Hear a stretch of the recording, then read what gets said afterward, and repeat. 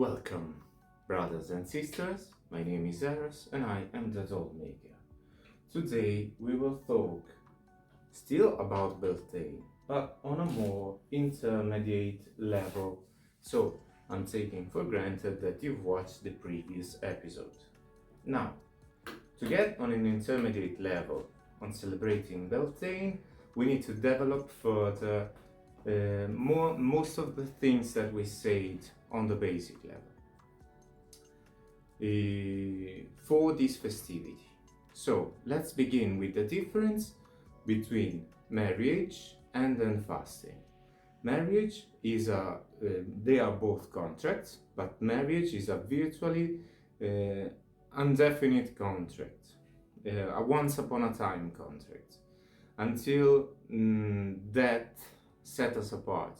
But you can't really be sure if that have set you apart from your partner or just taken one of you away.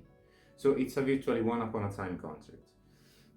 On the other side, then fasting should be cyclical. So it needs to be renewed every, at the most, year and a day. So it requires determination and constant working from both parts to have it renewed. It's much more related to the spirit of the festivity, appreciation and renewal. Now, I am aware of permanent and fastings, but those defy the purpose of representing renewal, and they are just like marriages, so economic, legal contracts. And fasting is more on the spirit of the season. Now, talking a little bit more about May bushes. On an intermediate level, you should treat May bushes just like spells. So, hanging ribbons or strings to bushes, strings and ribbons, color correspondences, or trees, the bush or the tree correspondence, floral or florally decorated, the flower correspondences,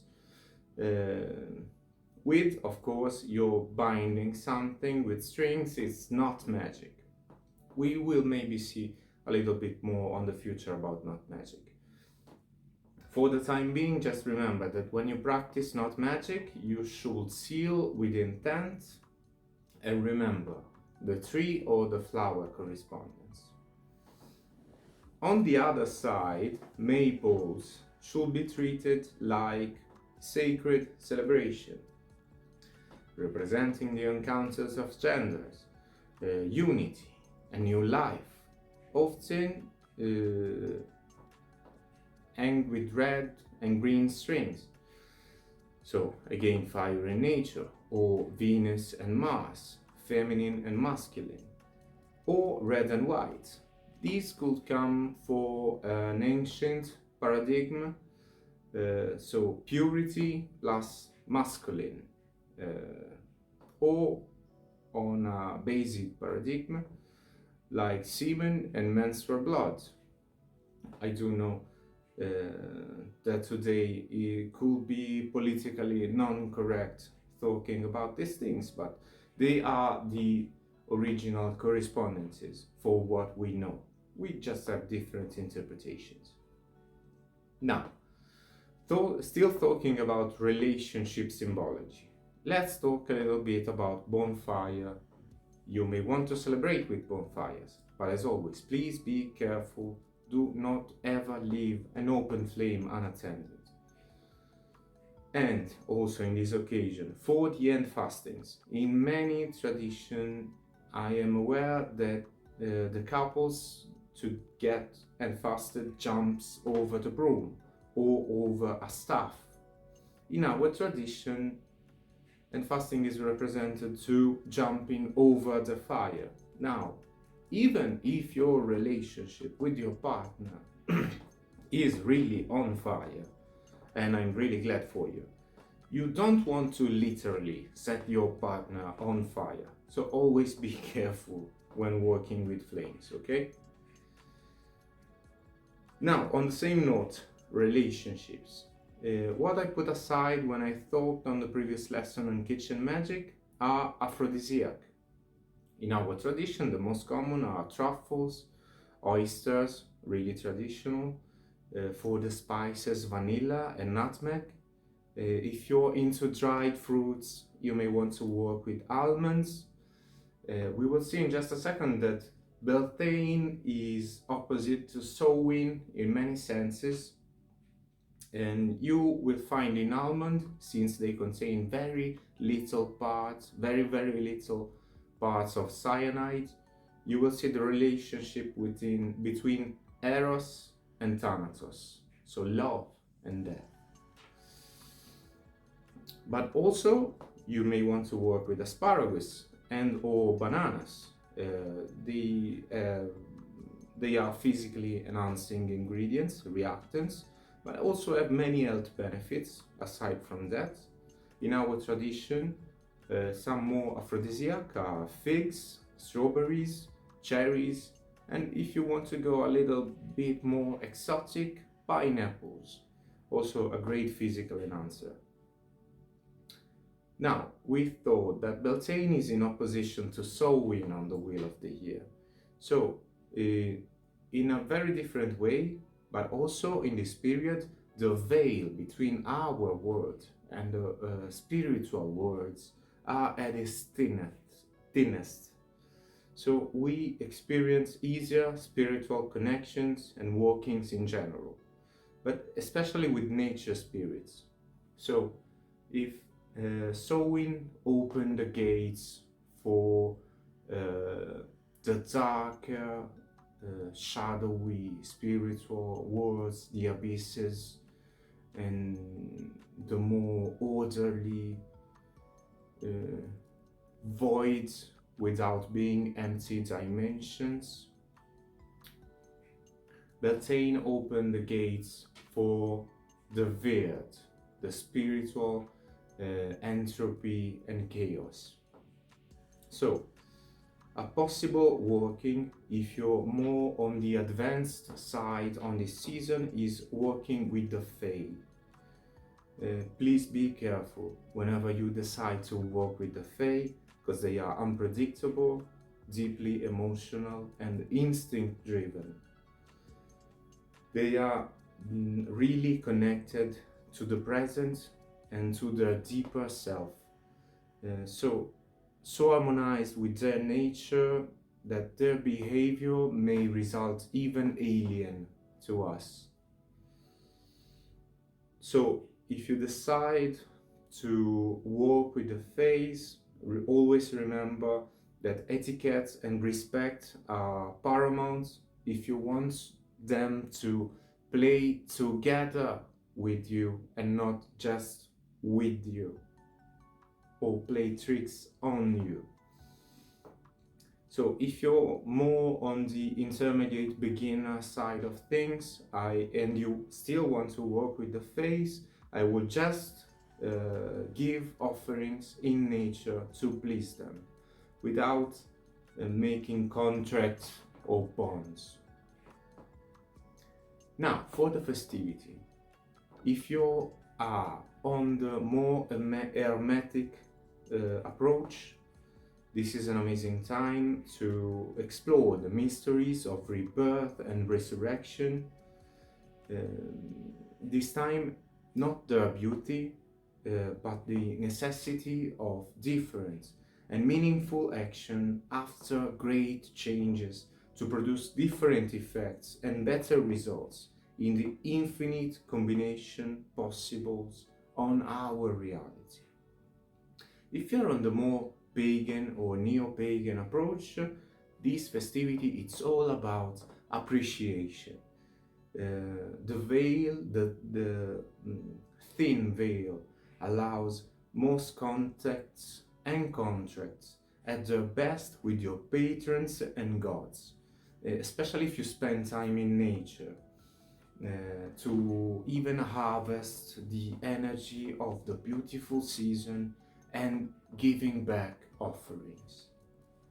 If you're a brother or sister of the silver iris, Like in every section of the year, I recommend deep analysis of your current situation through analysis of the single aspects of your life, deep non-judgmental analysis of your context, and also deep introspection to adjust your life plan accordingly to your situation through strategic magic and following action.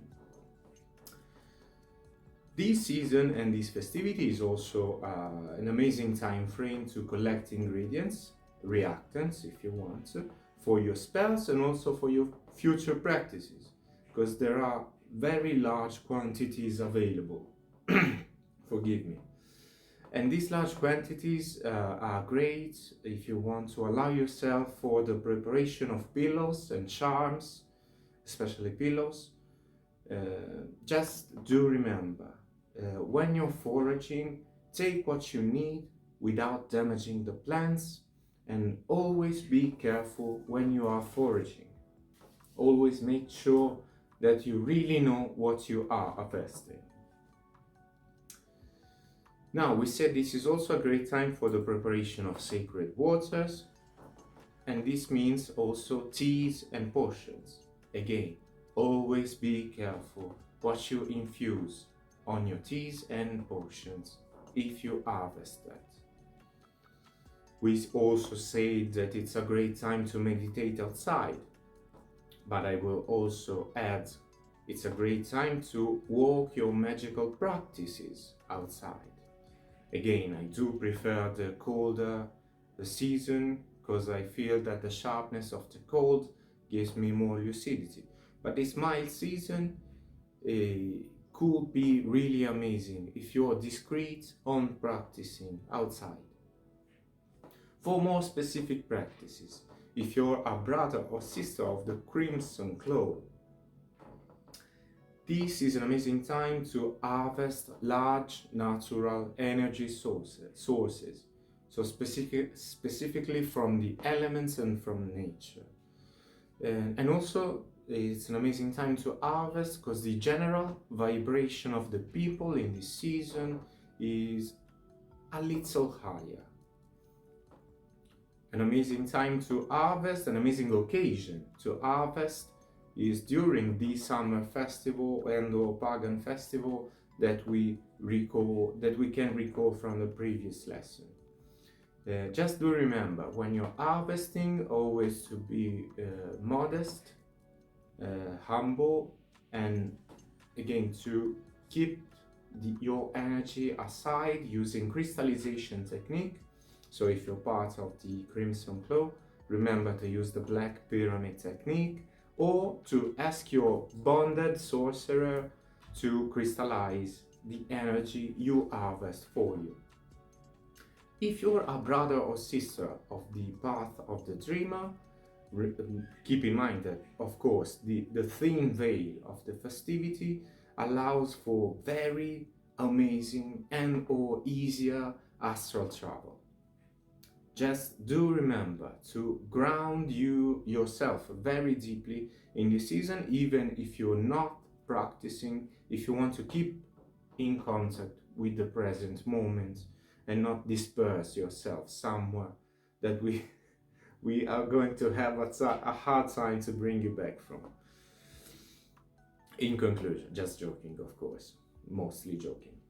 In conclusion, remember that the powerful fire of this festivity is not a fire of fascination, but the steady burning fire of the embers of unconditional love. It's more about matching vibration and merging together than recognizing beauty.